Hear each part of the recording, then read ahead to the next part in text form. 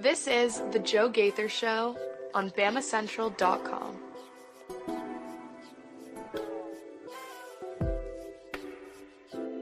Good morning, Tuscaloosa. Good morning, Tuscaloosa, Internet world, West Alabama. How we doing today on a Tuesday? It's the Joe Gaither Show on BamaCentral, BamaCentral.com. Hope you and yours are doing well. We're live from the Derek Daniel State Farm Studios. You're listening to us on Apple Podcasts, Amazon, Spotify. You can find the show on the BamaCentral YouTube channel, the BamaCentral Facebook page. We are, as we said, live in the Derek Daniel State Farm Studios. Back in the studio today. No ice on the road. Hope you and yours are doing well with all the winter weather that came across the entire country. I hope there was no ice, no tree damage in your area. But if there is, I hope you're staying safe.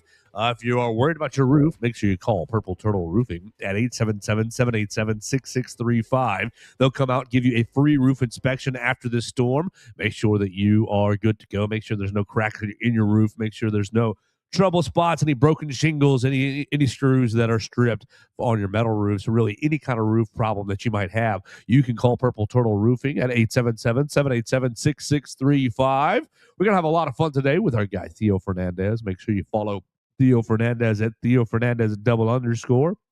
You can find him right there writing all things Alabama related for BamaCentral.com and working for WVUA 23 right here in Tuscaloosa as well. Make sure you follow all his work on all his platforms. You can find it at Theo Fernandez _. We're going to have a lot of fun today talking about some coaches, some football coaches. We're going to talk about some offensive coordinators, some offensive line coaches. We're going to get into court cases that are postponed. Charles Bediako is eligible tonight because of a postponed court date, 10 days postponement. Charles Bediako gets 3 more games to play. So we'll talk about that as well. A lot of things to get into with Theo Fernandez. Find us on the BamaCentral YouTube channel. Leave us a comment right there. You can call us on the voicemail line at 205-462-7340, extension 800. You can leave us a comment at Joe Gaither 6, and of course at Theo Fernandez _. Good morning, Theo. How we doing? I'm doing good, Joe. It's a nice cold morning. Felt like I was back in New York. Had to defrost my car. I'm loving it, feeling a little nostalgic and ready to get things on the road. You weren't one of those that tried to do the ice scraper and smash the whole windshield through. Have you seen those viral videos? Come on, Joe. I'm a pro at this. I've been doing this my whole life, man. Which actually, I just found out that I don't even own an ice scraper anymore. I thought I had one, but I don't. What's the technique? I mean, you're not supposed to like spray it with water, right? You're not supposed to do anything like that. So with water, you gotta wait until it's near the finishing stages, and then you can put a little water on, and then it'll finish it off. But early on, you throw water on, it's gonna freeze right over. Okay, well, luckily I did not have that experience this morning. You were waking up way earlier than I was, but yeah, there was little ice speckles on my windshield, and we just drove right through it. It's all good. Yeah, it's a great morning, man. I believe it was projected to be the coldest night of the year last night. So if you guys want something to look forward to, that might be as bad as it gets right now. All right, sounds great. That's perfect. You survived, West Alabama. You survived. No snow, the very, very little ice, just a little ice on the windshields. We're all good. Everything's good. Yes, it is. All right, Theo, what do you want to get into? I want to get into just something just small, but maybe you find it interesting. Maybe you won't find it interesting. But we finished the show yesterday at the very end of the show talking about the 2 AFC and NFC championship games, just briefly. Just, this is what happened. This is my reaction. Fun stuff. Cool. We got a Super Bowl. Goodbye. Not very in-depth, which is fine. It's an Alabama show. It's not an NFL show. Where I want to go from there is to go back to yesterday's just kind of setup. Yes, the Seattle Seahawks beat the Los Angeles Rams. The Seahawks are going to the Super Bowl. Okay, well, what do we make about the 1 year that Ryan Grubb is with the Seattle Seahawks? They don't make the playoffs. They were playoff bound last year, right? And little Geno Smith, it wasn't so great. Didn't make the playoffs. But look up their record last year. I believe they were 9-8, and I'm double checking that right now. Yeah, please, thank you. All right, so they go from hypothetically 9-8 to the number 1 seed in the NFC. They were 10-7, so good season, just fell short. And then they cruised. I mean, honestly, through the back part of the season and secured the number 1 overall seed, and they dominated the 49ers. They dominated the 49ers last round. It was a bloodbath. It was not close. It was over in like 5 minutes. This past week's game with the Rams was a bit closer, but you see Clint Kubiak and you see all these offensive plays, JSN in the backfield doing crazy fun things, getting open. You see Kenneth Walker being a really, really strong running back, and you see the Seahawks have made it to the Super Bowl 1 year after firing Ryan Grubb. So we ask you, or we take that and we take the conversation. Obviously, Alabama's offense this year, you can describe it. Was it underwhelming? Was it disappointing? Was it upsetting? Was it how would you describe it? I mean, it was good in a lot of ways. It was great in a lot of ways, but there was no balance. Imbalanced, it might be the right word to describe Alabama's offense this past year. Overpowered, over-reliant on Ty Simpson and his arm, obviously, because you didn't have any running game at all. And so you're asking a first-year quarterback to sling the ball all over the field and get you down the field. Pretty far-fetched if you want to say something about a style. Like, I wouldn't ask a first-year quarterback to be throwing all those passes. Come on, give him some help. But all this ultimately falls on Kalen DeBoer. But the next one is Ryan Grubb, the offensive coordinator. Obviously, you did have Nick Sheridan in the building this year to kind of help the continuity factor. Hey, this is what we did last year. These are some things that worked. These are all, it's all your terminology. It's all Kalen DeBoer's terminology anyways. But there's a little continuity from Nick Sheridan to Ryan Grubb. Do you make anything of the Seahawks offense going from Midville, we're 10-7, we're 10-6, 10-7, we're 10-7, we missed the playoffs, we're in Midville. Now, obviously, the NFC West is a very difficult division. So 10-7, you still had a good year, but you missed the playoffs because it's a very difficult division. 3 NFC West teams made the playoffs this past year, and a very strong division. Do you make anything of Ryan Grubb? The year after he leaves Seattle, their offense takes off and they're in the Super Bowl. Well, did you see the Mike McDonald interview from about a month ago? Do you know what I'm referencing here? Is this the one where I spent more time with my son and it's 30 minutes a week or something? I don't know if that was the same interview, but I did hear an interview where he was kind of ranting about some offensive coordinators who just operate certain ways. And he said one of the things like, oh yeah, like I hate it when, I'm paraphrasing heavily here, I hate it when an offensive coordinator, will run a play once and it works, and then you see him run it throughout the course of the season. I forget some of the other stuff that was said, but it was just talking about offensive coordinators who didn't really understand the game, who tried to rely on talent, who did all this stuff. And every Seahawks fan was instantly like, okay, yeah, this is clearly about Grubb. And it came, I believe this came right after the Georgia game, the SEC championship. So it was a time when a couple Bama fans picked it up, and we're starting to rip on Ryan Grubb a little bit. And just looking at the Seahawks team, like, okay, Darnold is an upgrade over Geno Smith. We know that. JSN goes from 1,100 yards to 1,700 yards and being the best receiver in football.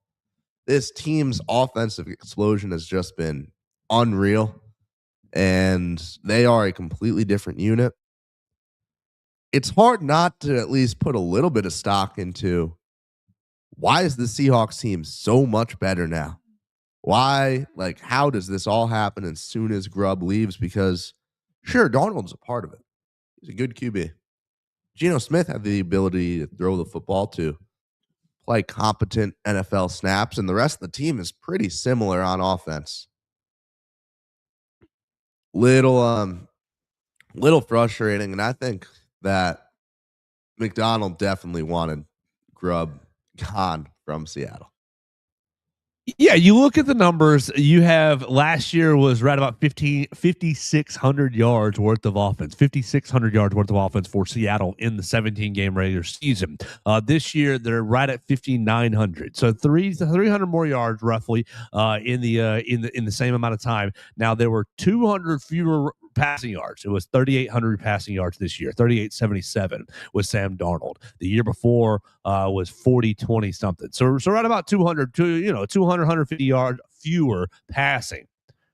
They made it up rushing. They were about 400 more rushing yards this year. They were at 1,600, 16 and change last year. They're at just over 2,000, almost 2,100, 2,096 rushing yards this year for Seattle. So they ran the ball much, much better under Clint Kubiak.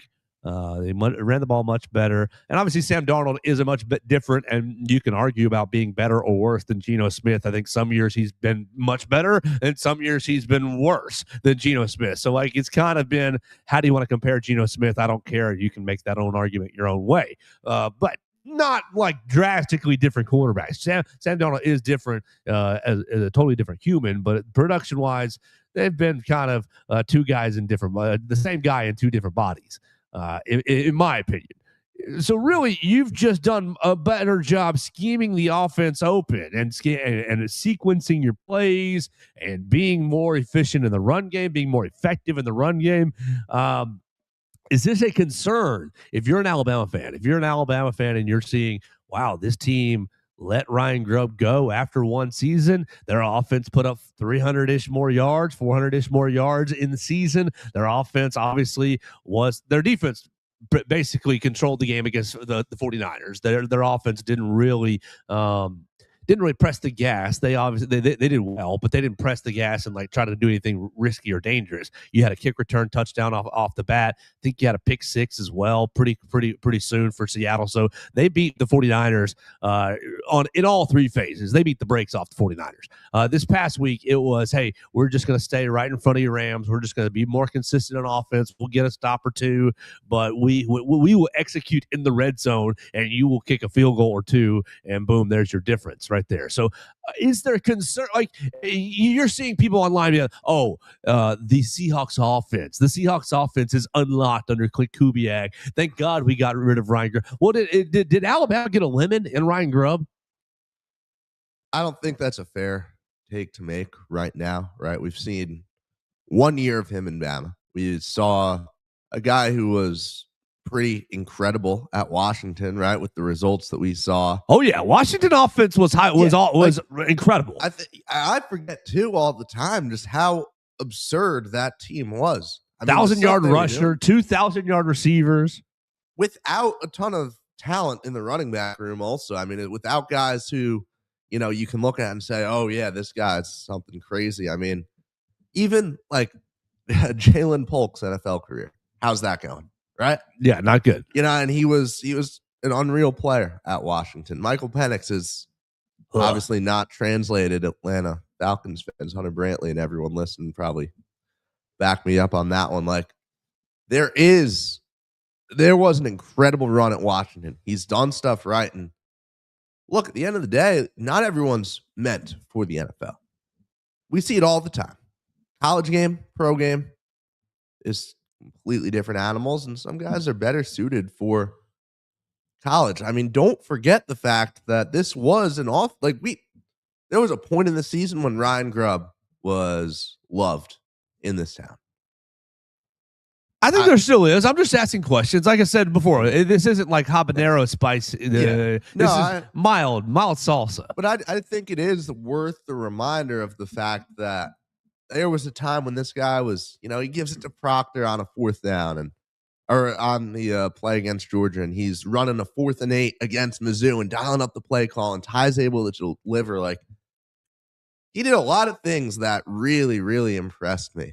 I had a lot of things where I was like, yeah, I really like this guy running the offense. And we know that a lot of the problems with Alabama's offense down the stretch came down to other things, right? It came down to, oh, your QB's eating soup and crackers, and oh, your offensive line, can't block. Ty Simpson is going to get hit in the backfield and lose a fumble, and you're having special teams issues, and it's just obviously so many different things. And the running back room's underperforming. Like, so much of it kind of compounded together. Where how is Alabama going to run that ball, right? How is Alabama possibly going to set stuff up? And you made the move with Kapilovic. You've brought in a very, very new offensive line. I will say that it puts some pressure on Ryan Grubb for 2026. More than just some. I mean, the seat is not cold. I'll say that. It's not hot. but there is absolutely a world where 2026 is Ryan Grubb's last year at the helm if things don't go according to plan for Alabama's offense. I have a fair amount of confidence that he is the right guy for the job. I think that Alabama's offense should be much improved with a competent line, knock on wood, with, an improved running back room, which I believe that. Right. A lot of it's hypothetical, but I think that you give Ryan Grubb what he needs, he'll get you a really fun offense, and we can get back to watching, 2023 Washington type football. Yeah, I mean, for Ryan, like the flip side of this coin is acknowledging all the deficiencies on offense and holding it up. Looking at the success of the Alabama season through the lens of the deficiencies on the Alabama offense, because you've got a team that made the SEC championship, a team that was selected for the college football playoff, and a team that was really, really strong. I mean, what did the final end up being? 12-4. 11-4. Alabama 11-4. Right. So you've made improvements in the win department from year one. You get to the postseason actually from Kalen DeBoer year one, and you did all that without a running game at all. And like people can talk about, well, you ran well in the Auburn game, you ran well in the Vanderbilt game. It's like, no, you didn't. You ran better. You ran an acceptable amount in those two games. The rest of the season, it was like, well, I hope we can get 3 yards. Well, I hope we don't get stuffed for -1 yard. You penciled in 2nd and 9, 2nd and 8, just about every drive. Exactly. And so if you're an offensive coordinator, like Ryan Grubb did call a lot of different runs throughout the season, trying pin and pull, inside zone, duo, a little bit of power, a little bit of counter, a little bit. We did a little quarterback read towards the end of the year. But you tried all kinds of running concepts, and none of them worked. And so, like, there's a little bit of, you should give Ryan Grubb credit for the offense still managing points. I mean, you had a 17-point comeback out in Oklahoma because of the offense, because of the offensive big plays down the field, passing the football down the field. You found Lousier Brooks, you found Isaiah Horton, you found Jeremy Bernard in that game. And Ty Simpson obviously gets a lot of credit as well, because the brunt of the offense, the bulk of the offense is on his shoulder. When you said cheese and crackers, I thought of something.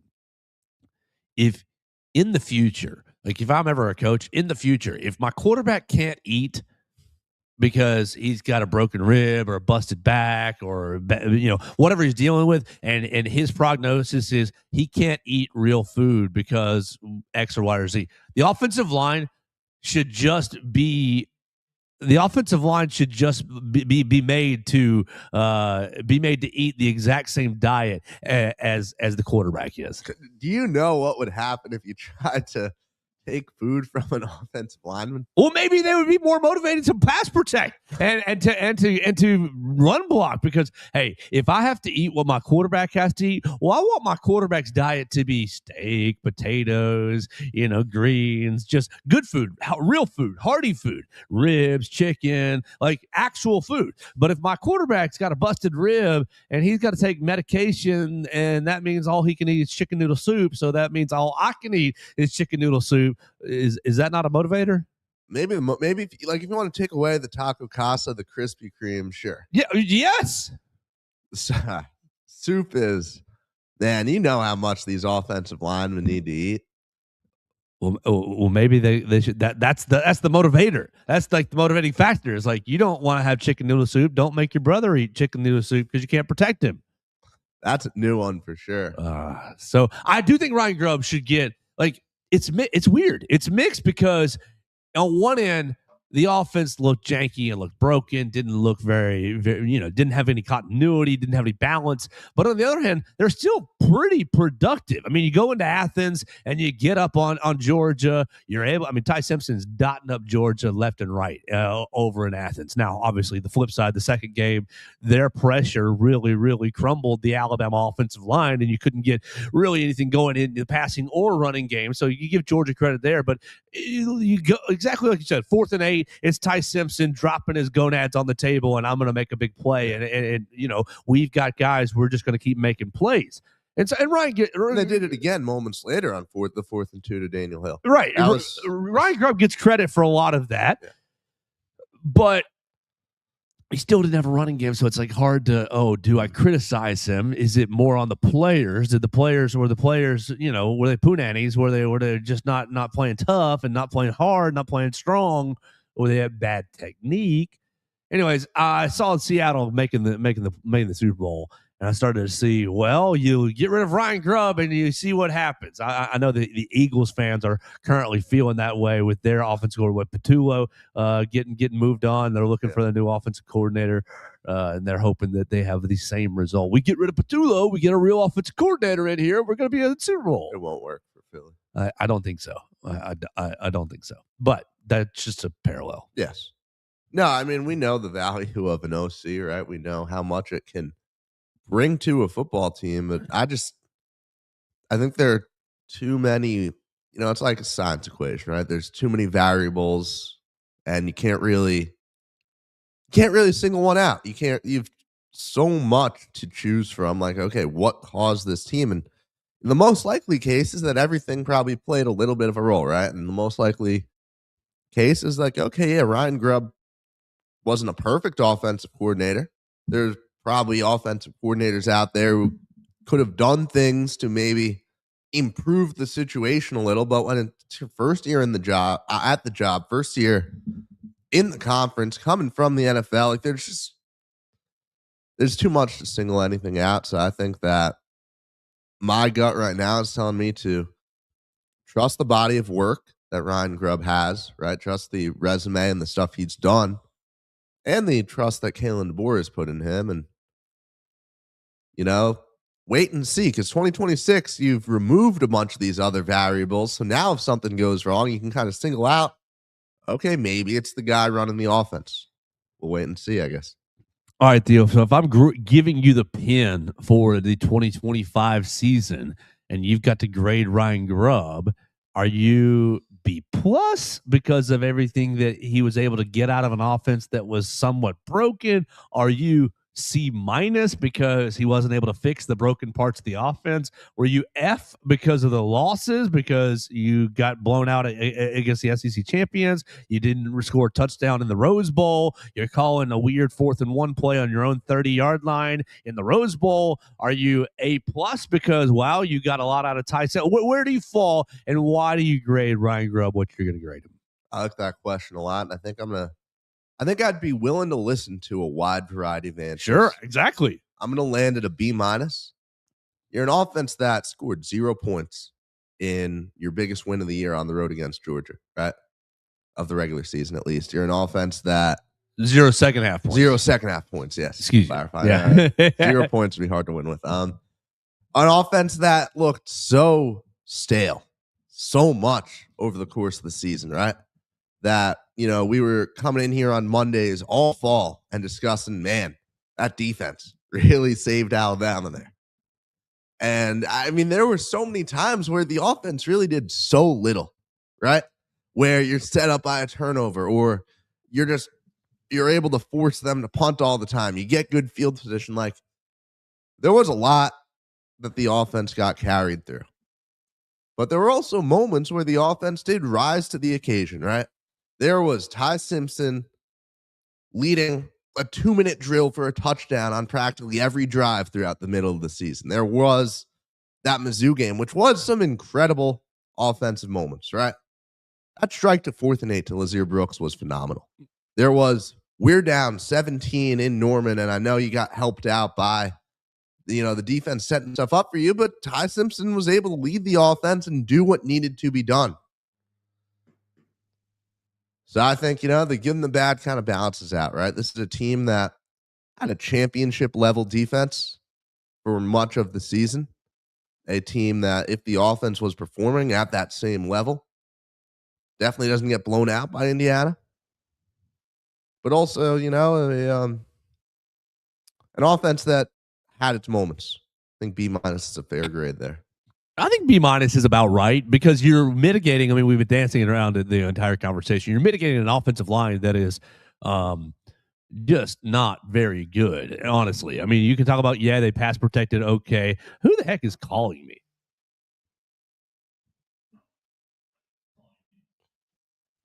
Yeah, somebody's calling me. It says they're throwing my camera out. You're dealing with an offense that, yeah, I know what they're calling for. An offensive line that is broken. That I think you're trying to guess: can I get 2 yards on a running play? Can I get 4 yards on a running play? And can I get adequate pass protection for any of my passing concepts? And I do think that really throws a lot of doubt into the mind of the offensive coordinator and makes things pretty complicated for what do I call, when do I call it, how do I call it. So I think B- is probably a very fair grade. I mean, the offensive line was so defunct that you couldn't run the football in any of your, like, you didn't really run the football very well against Oklahoma in the second game either. You did have the 130-yard run from Daniel Hill, and Daniel Hill had the touchdown run at the end as well. But on the whole, you didn't run the ball that effectively there either. You didn't run the ball at all against Georgia in the SEC championship. Minus 3 yards. You didn't run the ball against Indiana either. And so it's like, without that aspect of your offense against an elite team, an elite defense that you played, those last 3 defenses were really, really good defenses. The offense looked really tough to watch, So I think C plus B minus is probably the fairest place that you can land for Ryan Grubb.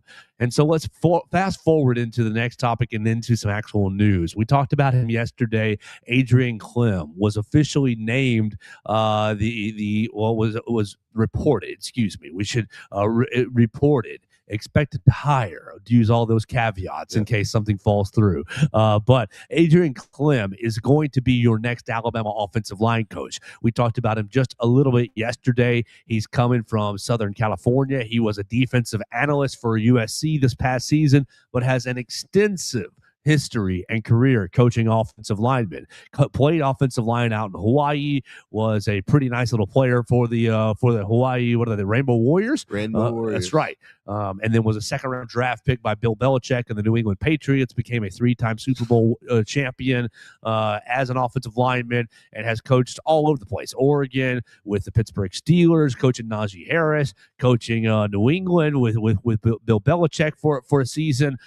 Adrian Clem is coming to Tuscaloosa, and I believe, let's caveat, I believe he will be one of 2 offensive line coaches that are coming to town. I think he will probably be the primary offensive line coach, handling the scheme, hey, we want to run inside zone, we don't want to run power, whatever the case may be. We want to block up. We want to block duo this way. We want to block counter that way.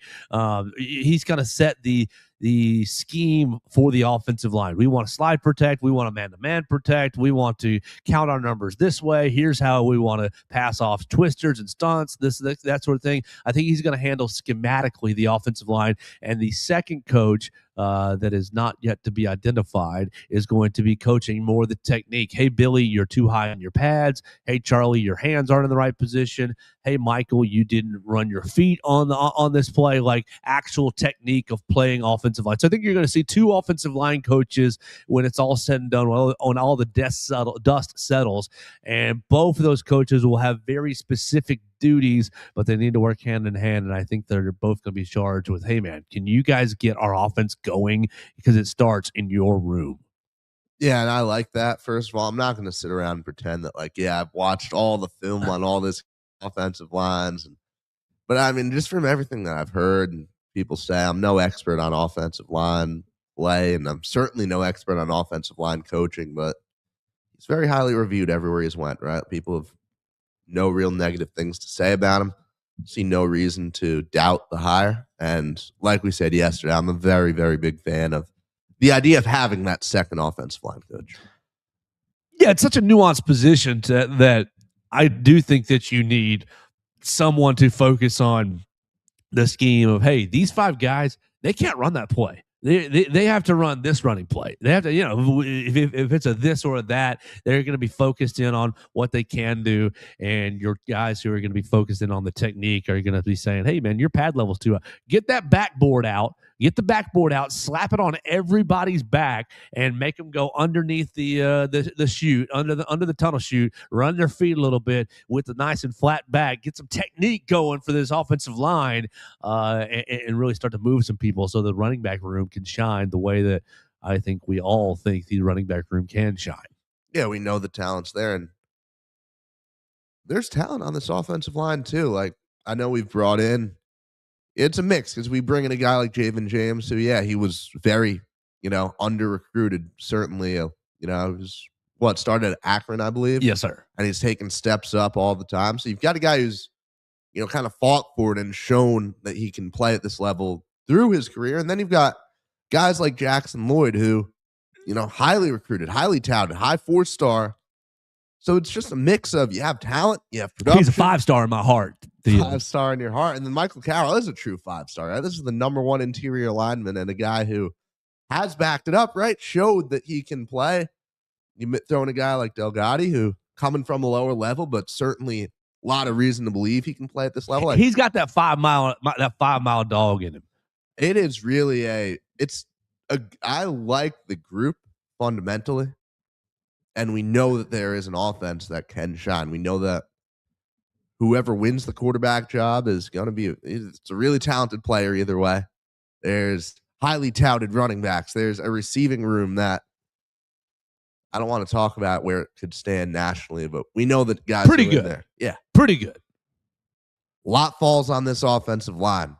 And tying into what we just said about Grubb, like we need to get this variable out of the equation. We need an offensive line that doesn't need to be dominant, needs to be consistent, needs to allow the offense to do what it needs to do. And dominance would be nice. Dominance would be nice.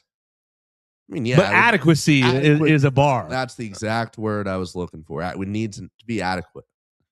Racing Delgatti is my favorite breed of 5-mile-an-hour dog. I love that name. I don't know, something. Racing Delgatti. Racing. I like it a lot. He's gonna be. Yeah, my high school coach would always say, "We got to be the 5-mile-an-hour dog, Joe. You got to be nipping at their heels for 5 miles. They're gonna get tired of it. They'll get tired of it, but you won't get tired of it. You're gonna keep biting their heels until they bleed, and then they'll fall." I'm like, all right, there you go. I like that. So Racing Delgatti, he's a 5-mile dog. 5-mile dog. That's right. All right, so you bring in Adrian Clem. That becomes like your official news. We talked about it yesterday as it was kind of swirling over the weekend, and more reports are basically saying that numbers are getting finalized, contracts are getting finalized, decisions are getting finalized. It seems like Adrian Clem is all but on his way to Tuscaloosa, and we'll see. It's my belief that there will be a second offensive line coach hired. Now, that is not based on It's based on mild knowledge. It's based on mild knowledge. I just don't want to make it sound like it's a fact. That's my point. It's my belief that there will be a second offensive line coach hired. All right. So you got any other football thoughts before we spin into go to court? No, I feel good about everything. All right, so let's go. Actually, let's do that. Let's go to court. We will get our guy Cam Metzger's on the voicemail line. You can call the voicemail line at 205-462-7340 extension 800. Before we do that, though, we want to let you know the program is brought to you by Purple Turtle Roofing. At Purple Turtle Roofing, we're not just another contractor. We're your neighbor and your advocate when it comes to protecting your home or business. With years of hands-on experience, top-tier certification, and a commitment to excellence, we've built a reputation as Alabama's go-to roofing solution. We specialize in residential roofing, commercial roofing, emergency storm repairs, full-on roof replacements, insurance claims support, and more. Our guy Brax Garrison or Dustin Foley or any of their teammates will come out to your house and give you a free roof inspection if you call 877-787-6635. They'll come out, let you know what's going on with your roof. They're not going to try to sell you a new roof if you don't need one. They're going to work with you. They'll work with your insurance company to make sure that everything you've got is taken care of. Make sure that you have the peace of mind that you deserve in your home. That's 877-787-6635. Roofing with heart, built to last. Purple Turtle Roofing. All right, like we said, we're going to go out to the voicemail line because I believe my man Cam's talking basketball. Alabama taking on the Missouri Tigers tonight at 7 o'clock. Got that tip-off time moved from 8 o'clock up to 7 o'clock. So that is an exciting thing for those of us with bedtimes. So let's go out to the voicemail line at 205-462-7340, extension 800. Guys, Cam here. Man, I got a bone to pick with a basketball team, man. They're so hard to watch. We have so much potential on this roster, but they don't want to play. I don't understand. How can you every game have 2 to 3 guys out. Like, do they just not want to play? I mean, they just want to get their check and just sit on the bench and watch the game? Like, they're hurting their team. Man, I hate to say it, and sorry for the language, but they're soft as out shit, man. Like, these injuries that they have, quote-unquote injuries, I mean, you can play through that, man. Like, it's hard to watch, man. You even got coaches sitting out there not even caring that you got an ex-pro on your team because they're going to beat you. But they don't care. They're just going to sit there and watch the game from the bench because they're quote-unquote hurt, man. I hope they snap out of it, man, because at this rate, I'd be surprised they even make the tournament, if we're being completely honest, the way they're playing right now. But hopefully they'll snap out of it and live up to the hype, because I know they've got talent, and we got one of the better coaches in college basketball, Nate Oates, and it's just hard to watch, man. But roll tide anyway, guys. Roll Tide. That's Cam on the voicemail machine talking about how hard it is to watch this basketball. And look, the inconsistency is maddening, absolutely maddening. And the fact that he's addressing the injuries, the fact that you never know who you're going to be able to count on night in and night out. You get ready to go to a game, you get ready to watch a game, you get ready to cover a game, and these two guys are hurt tonight. What did they do in practice? We don't know. They didn't tell us. They didn't. Just different. Golly, nuts. What happens? You had a whole week off last week. You had a whole week off, and at the Friday press conference, Coach Oates talks about how he thinks everybody's healthy and he thinks everybody's going to be able to play and everybody's going to be there. And then on Friday night, the availability report, and it comes out for Aiden Holloway and Amari Allen, both as questionable or doubtful, whatever they were listed as. And then he the next day, oh yeah, well, Amari is a little dinged up, and Aiden has a wrist injury, so they're going to be out. And it's like, well, what did they do all week, Coach? What did they do all week? Well, yesterday's press conference, he says, well, Aiden Holloway, he practiced today, so unless he has a setback today, I expect him to be able to go. I think Amari is still going to be out. And I was like, well, what are we doing? Are you beating them with shovels? Are they doing full body contact drills? Are the UFC fighting? I don't understand what they're doing in practice. It's hard, Theo, to go the route that I mean, Cam is not wrong to feel this way, to feel that they're soft. It's hard for me to go that route because maybe there is something going on that we just don't know about. But at this point, maybe Cam's exactly right that they're just soft and they're not playing through injuries and knocks and nicks that they could be playing through. I mean, look, you cut your finger doing something, you're still writing articles, right? You cut your finger cooking tonight. I hope you don't. Be careful with the knives in your kitchen. But, like, you're still going to be writing articles. You guys all heard me every Monday morning after a Bears win. My voice is my voice is not very good because I've been yelling at my TV. But you just fight through it. It's not like those are like major injuries, obviously. But I'm just trying to make some sort of parallel and contrast for everybody that's listening to this with a real job. Oh, you hurt your back helping your wife put something up on the wall, right? Hang a TV, hang a piece of art, whatever the case may be, hanging some curtains. Well, you're still going to work the next day because you guys are tough and you guys are, committed to your job. You can't just call out. So I have a hard time going all the way that Cam did, but I understand why he's going that route. I definitely think that is a thought going through a lot of people's minds. I don't think it's wild at all, Theo. So, it's pretty frustrating watching this team. And tonight, they're taking on Missouri. Aiden Holloway apparently going to be back in the lineup. Amari Allen is doubtful for tonight. You've got Charles Bediako for 3 more games, so yay, great. But it's been a difficult basketball season to watch. I agree with you, Cam. I wonder sometimes about the leadership of this team. And you look at last year's roster, right? And you look at, first of all, Chris Youngblood he's an incredible leader. He's an incredible locker room culture guy, To put in perspective, like Oklahoma City, the Thunder played on Martin Luther King Day. And Youngblood was the guy to speak to the fans, the guy to give the Thunder up. He is loved in the locker room. He's a great culture. He's a great leader, as is Sears, as is Grant Nelson. And you just had all this veteran leadership on the roster. Thunder up. Yeah, Youngblood's awesome on OKC, man. I love that guy.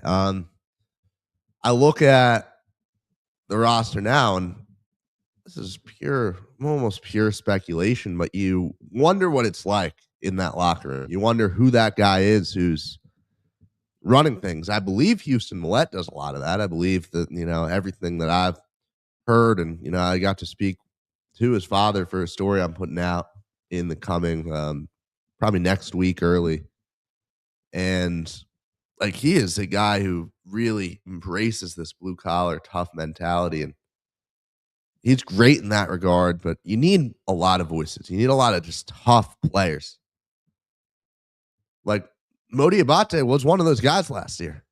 Who has filled that role? I don't think anyone has. I think LeBaron Philon, we know he's a phenomenal basketball player. What is his leadership? Is he a leader of men? Is he a leader of men? I don't want to say that he's not, but we don't know. So I think there's just a lot of things that people have every right to question with this team. Not being an NCAA tournament team, that's a little far.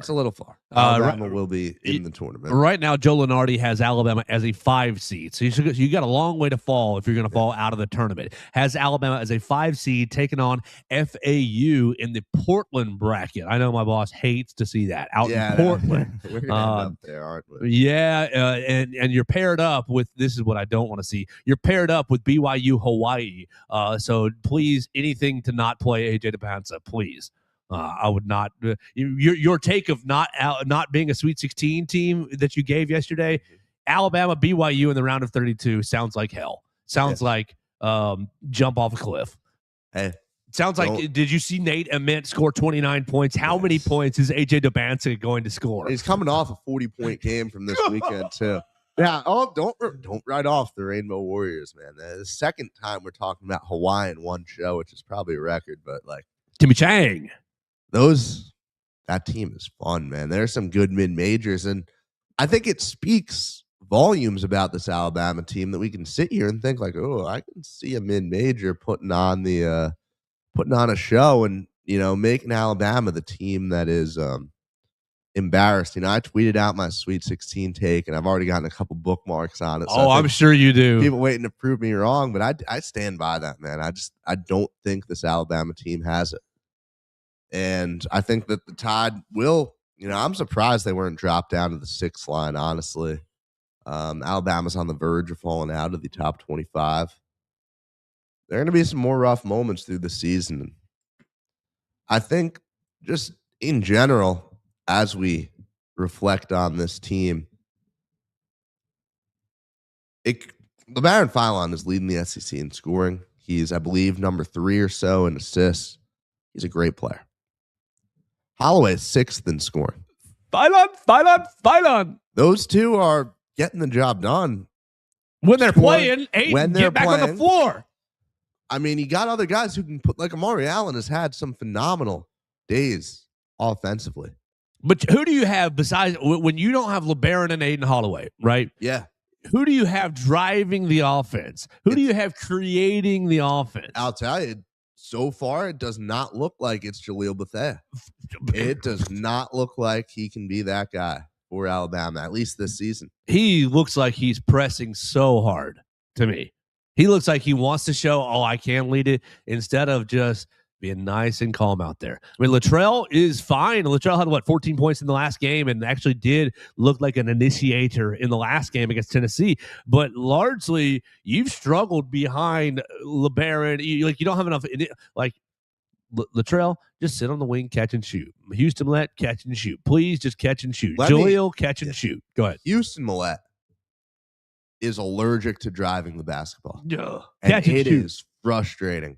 It's just like he'll get the ball and it changes the complexity of what the defense needs to do because they know he's not going to drive. They're daring him to drive and he just won't do it.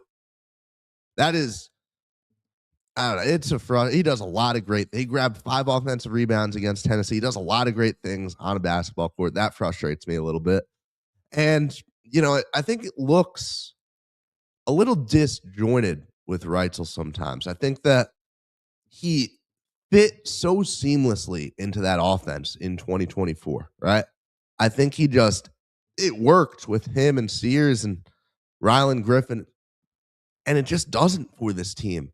Like, it just feels awkward sometimes when he's out on that court, where almost to the point where it feels like maybe he should just be the guy to lead the second unit. Not a knock on him. He's a starting caliber player, but some guys just don't fit with certain teams.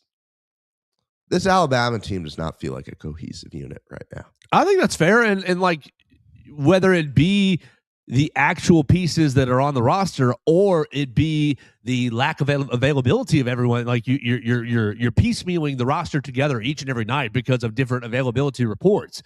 It's so like Coach Oates like, well, I got this group of 8, I got this group of 9, I got this group of 7. We can just make it work tonight this way, and it doesn't look that great. Tonight, you're taking on Missouri, 7 o'clock, right there at Coleman Coliseum. I hope that you'll be there because the team certainly needs you to be in Coleman Coliseum. I'll be there. You'll have Alabama. Ken Pom has Alabama rated as a 90-79 winner over Missouri. Missouri's 56 in Ken Pom. Missouri, scroll down to 56 there, Joe, is 54th in offensive efficiency and is 90th in defensive efficiency.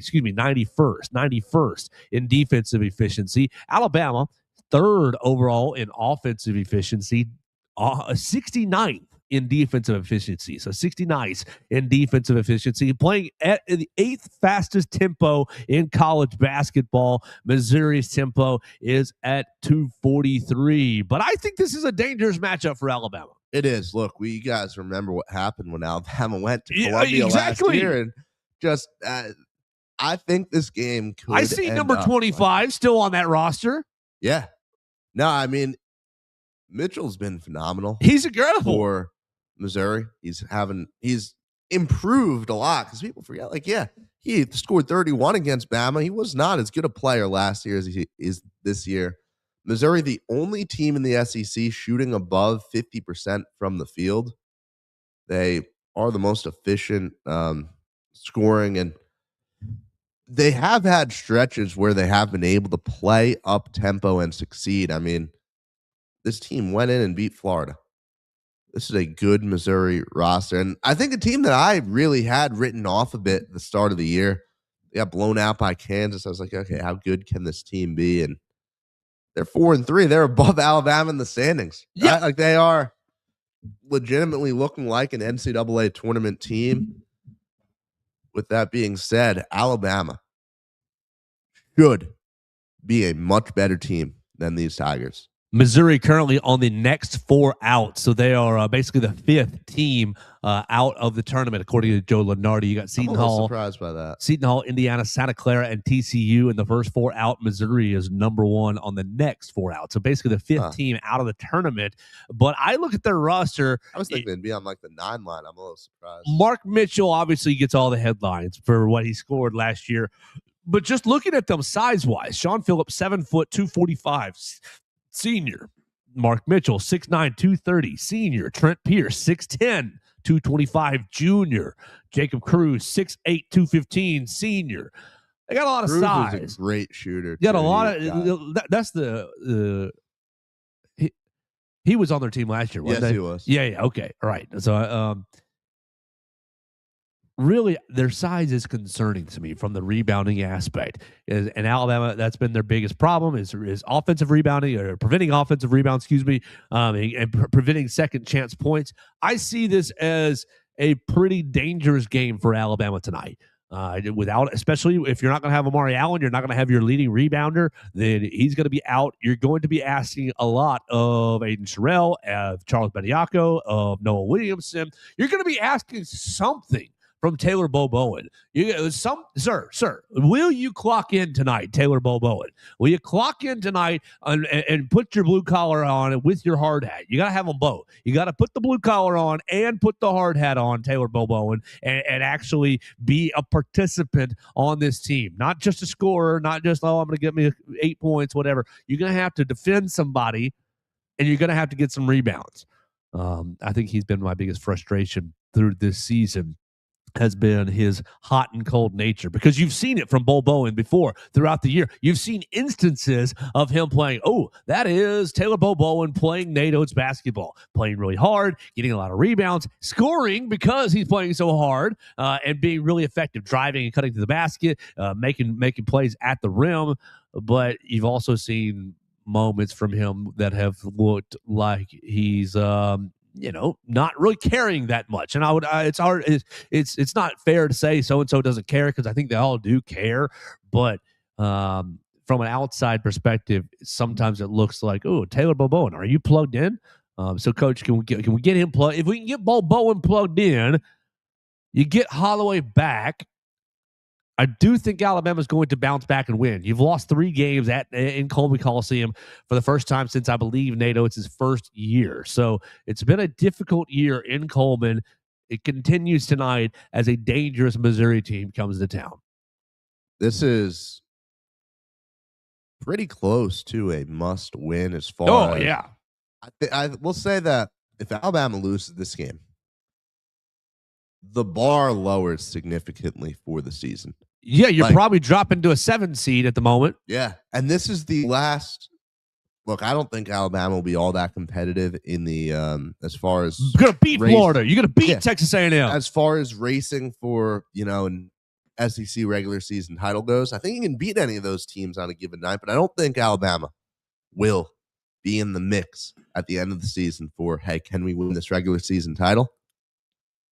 And you officially knock yourself out of contention with this loss. Oh yeah, dropping to 3-4. 4-3, and it's like, okay, maybe you're hanging. You're hanging. Alabama has 6 games, I believe, left, and they have 6 home games left. I know, and most of those are pretty winnable.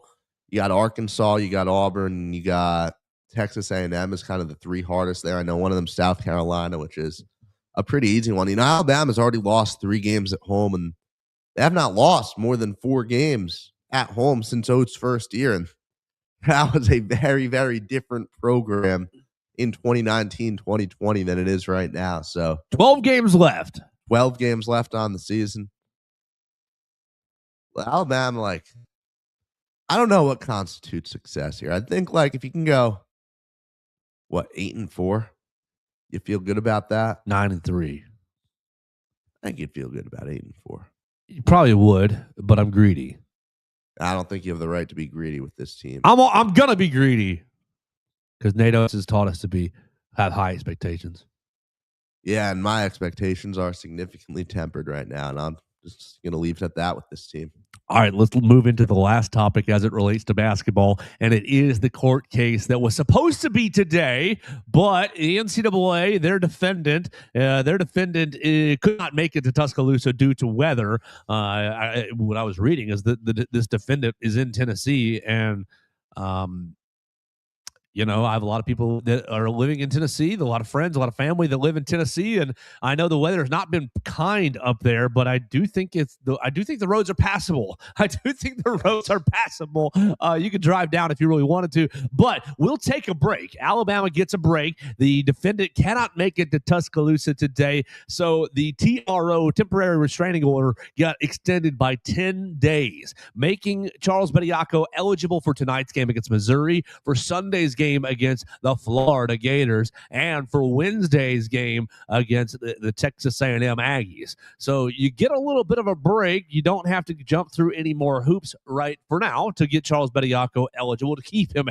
eligible. He is going to be eligible for the next 10 days. That's going to give you 3 more games. The NCAA is also asking it's Jim Phillips, right? Yes. Phillips, to recuse himself. Yeah. Let's make sure I have his name right. Your Honor, Judge James Roberts. Excuse me. Who's Phillips? That's a combination of Ryan Phillips and I don't know who Jim was. I was gonna say. Request Monday night, Tuscaloosa County Judge, excuse me, Your Honor, I'm sorry, Your Honor, James Roberts to recuse himself from the college eligibility or collegiate eligibility case of Charles Bediako.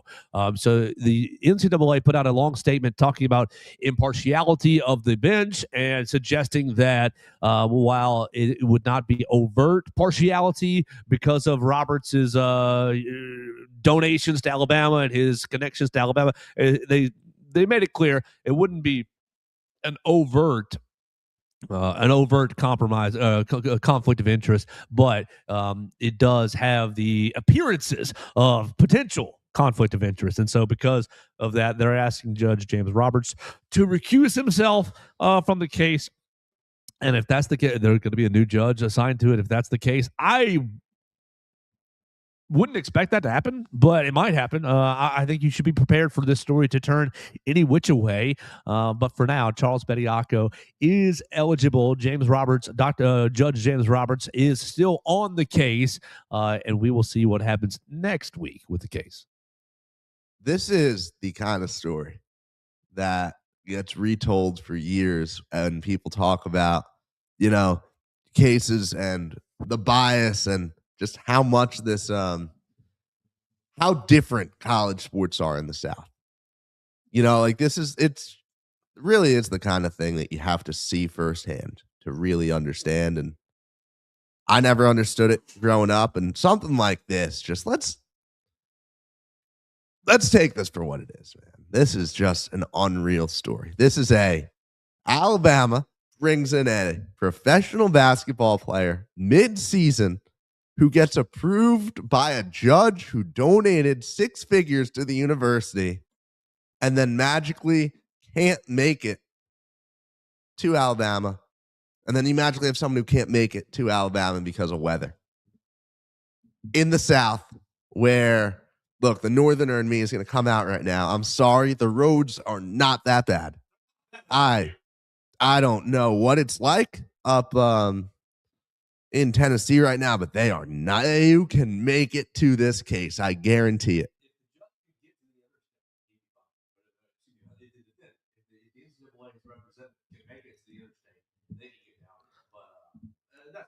We'll take that. This is a quintessential, wow, how is this happening? I'm not going to complain about it, but I'm just think it's hilarious. And if I was a fan of any other SEC team or any other college team, really, for that matter, I would be up in arms. I would be shocked. Like, how is this going on? How is Alabama pulling this off? That's the perspective that every single outsider to this has. Here's the deal. I looked at UConn. UConn has 2 players on their roster that have professional experience in the EuroLeague. You look at Auburn has a player in the EuroLeague, professional experience. Like, it is rampant in college basketball. You just played with Oklahoma, who had the player with European League, with Russian League experience. Like, it is rampant throughout college basketball. These players with European League experience, which is a totally different thing. Look, it is a totally different thing. These players never went to college. Charles Bediako did go to college. These players, here we go. I had the list. Yeah. Top 10 players. Yeah. SEC players have played professionally. Tennessee's Ethan Bird, Auburn's Philip Jovich, South Carolina, Mike I'm not going to say that. Florida, Urban Klopshaw, Texas, Declan Durham Jr., Matthew Balk, and Lewis O'Brien, Oklahoma, Andreas Holt, and Kirill Ilatonse, Kentucky, Andrea Yelovich, Alabama, Texas A&M, Ruben Dominguez, Ali Diva, and Federico, LSU, Max McKinnon, Ole Miss, Eduardo Klafke, Mississippi State, Sergei Makuna, Anchor.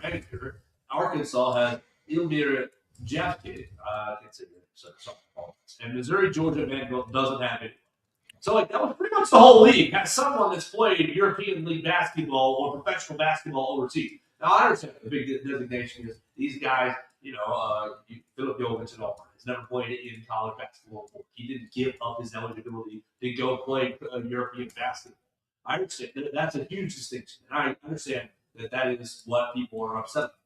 Bediako came to Alabama, used some college eligibility, left college eligibility forwent his college eligibility to go to the NBA and became a G League. Now he's back. But the problem is you've opened up these cans of worms, especially with David Najee. He goes, Najee never went to college either. Najee never went to college either. Was in the NBA draft, was drafted, played professionally, and now, I want to come to college. And so, these loopholes are just being opened left and right, and Alabama, you can be upset about it. That's fine. I understand if you're upset. But Alabama is just following the leader and taking it. You heard it the other day. Oh, this isn't totally groundbreaking. This is just 1 degree of separation. This is just one more degree of separation from every little story. I mean, every story has been one more degree, and now you have a degree that Charles Bediako is back. I'm just saying, I'm just saying, at face value, you all know exactly how this situation looks. Of course. You can talk. We've talked about. He's so upset that you change all the rules, that you make it black and white, that you say, Alabama, you cheated. Okay, well, so did Florida with Urban Podshaw. So did Auburn with Phil Phillips. Let's figure out a way to make this a thing. Like college basketball. You want to play college basketball? That's fine. You want to play European League basketball? That's fine. But you say, what's the NBA draft? 19 years old, right? You got to be 19. You have to be a year now, basically to meet that deadline. All right. So at 19, you have 5 years. So you cannot play college basketball if you are over 24 years old. Basically, you have a 5-year clock. If you want to spend a year and a half in the EuroLeague at 18, at 19, at 20, and you want to come to college at 21, well, you don't have 4 years. You have, 3.5? You have 3.5 years. Basically, you got to figure out some sort of, and what I just threw out there probably isn't the best way to curb this, but you've got to figure out some way to curb this to where the European basketball player can still make it to college and have some eligibility, but you're protecting the amateurism that is college basketball. It's not amateur basketball. So, why should we pretend that it is? Yeah, I mean, you got some more set rules. Look, these go upset if you make some sense. Yes, but you know exactly how this situation looks, and I'm not talking even about the Bediako being brought into play anymore because that was part of it. But I think it's hilarious. The judge with the Bama ties and oh no, the case was tomorrow, but he can't get there. It's a funny situation. It is.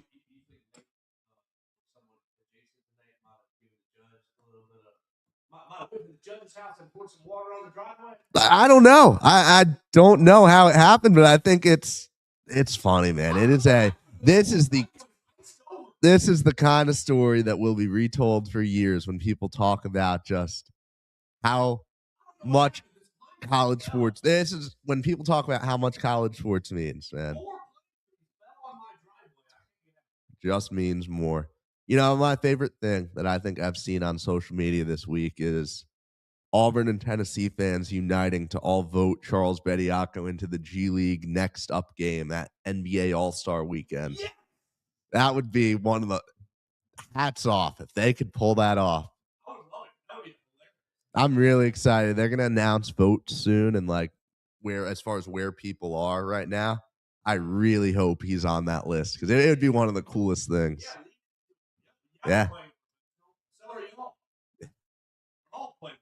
No, I would love for that to happen. That would be one of the cooler trolls that I've seen.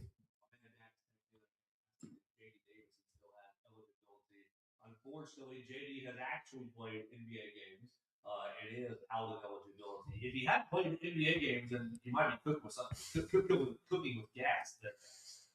We'll see how these stories develop. All right, so I'm going to predict Alabama has an extremely ugly struggle win tonight against Missouri. I'm going to say it's going to be 7. I'm going to say it's going to be 78 to 76. Yeah, 78 to 76. Down. Close, ugly, not fun. I think I have a different take on this one. I think it will get high scoring. I think Mizzou will play to Alabama's pace. And it'll end up very similar to last year. I've got the Tigers coming into Coleman, knocking off the Tide. C-O-U! Give me Mizzou.